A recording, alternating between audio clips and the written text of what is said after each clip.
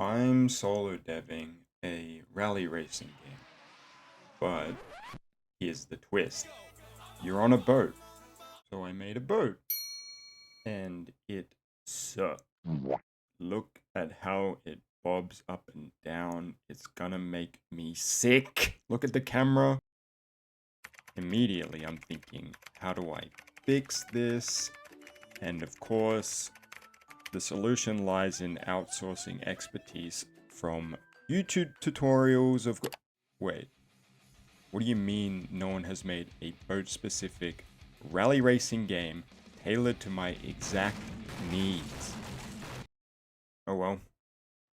Let's try this.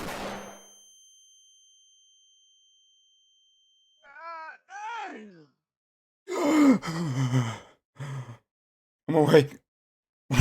What happened? What happened? Oh, we have a car now for my boat game.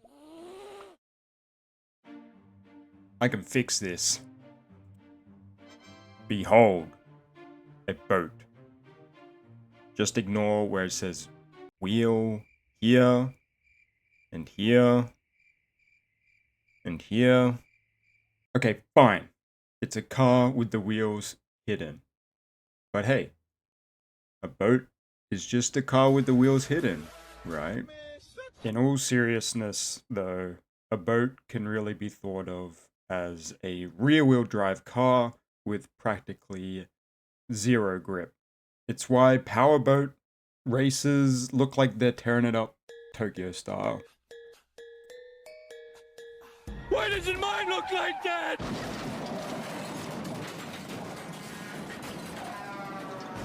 Okay, maybe we'll add a little bit of grip. And thanks to Octotomy's video, adding grip is easy. In fact, I can change the grip depending on how fast the boat is going, as well as the turning rate and other stuff. I do not touch that other stuff though, mostly because I don't know what it does.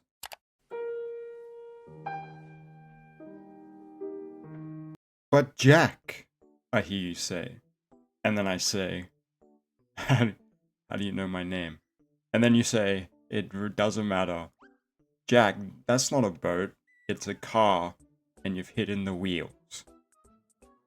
And listen, you'd be right, but I'll never admit it. And that's kind of because suspension of disbelief is a given in video games. If it looks like a boat, and I tell unsuspecting players it's a boat, but it's actually a car without wheels, will they really care? Probably not. Especially given the protagonists in this game can control water with their mind, but that's for another video. The point I'm trying to make is that video games, especially at the indie level, involve a lot of choosing which corners to cut.